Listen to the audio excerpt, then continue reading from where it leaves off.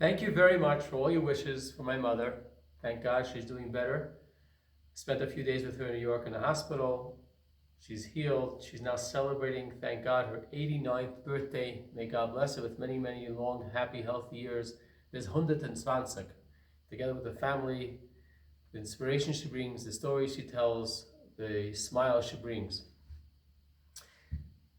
This Shabbat, April 22nd, marks the completion of a cycle, of an annual cycle of Maimonides' works of Mishnah Torah.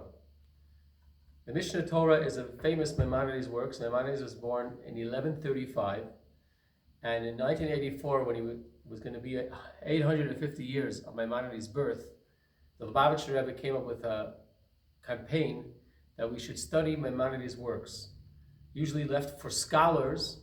Maimonides' works is most famous for is the Guide to Perplexed, but the Rebbe was focusing on the Mishneh Torah, the books that discuss Jewish law. It runs the gamut of all Jewish law, laws of life, laws of death, laws of temple, laws of between us and Almighty God, between us and our fellow.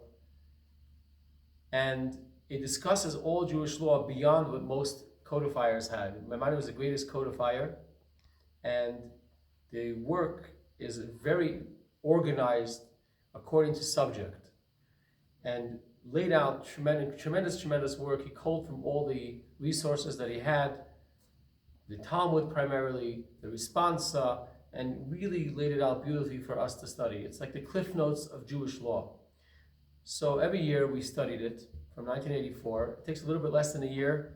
There's 1,000 chapters. So if you want to do every day 3 chapters, you get to finish it a little less than a year. And then there's another cycle of studying it 1 chapter a day, which you finish in every 3 years. I was fortunate to study it many times in many of the cycles. And on this Shabbat, many Jews around the world will conclude this cycle, the 42nd cycle, and start the 43rd cycle. 14 of these books, and I encourage you to learn this and to study this incredible work to get a general overview of all Jewish law. I'm going to share a few words, a few lines of the end of Maimonides' work. He discusses the laws of kings and about the king Mashiach, the king that's going to redeem the world, bring us to the final redemption, make the world a better place. Tikkun Olam. And he describes what that world will look like. Uve'oto hazman, in that time, lo yeh sham lo ra'ah v'lo milchama. There will be no famine, nor war. V'lo kin'ah v'lo tachrut. No jealousy and no competition. Sha'tova tiyeh mushpat harbe.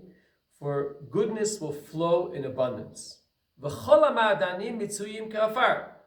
All the lights will be available like dust, and there will be nothing to rush for to get more of. Everything will be available for everyone. What are we going to do at that time? There will be not the occupation of the whole entire world will be to know the Creator, to know God. And therefore, the Israelites, Jewish people, will be great scholars and they'll know the hidden secrets. We'll be able to achieve and understand the knowledge, the wisdom, and the knowledge of our Creator as much as humanly possible. Shenemar, as Isaiah states, Ki malah haaretz de'at Hashem, because the earth has been filled with the wisdom of God. Kamayim layam mechasim, like water covers the earth, the seabed. This is the end of Maimonides. I encourage you to go on to Chabad.org and study a little bit Maimonides every day. Sink yourself into the knowledge, the wisdom, the Jewish perspective on life and how we should live our life. Have a Shabbat Shalom.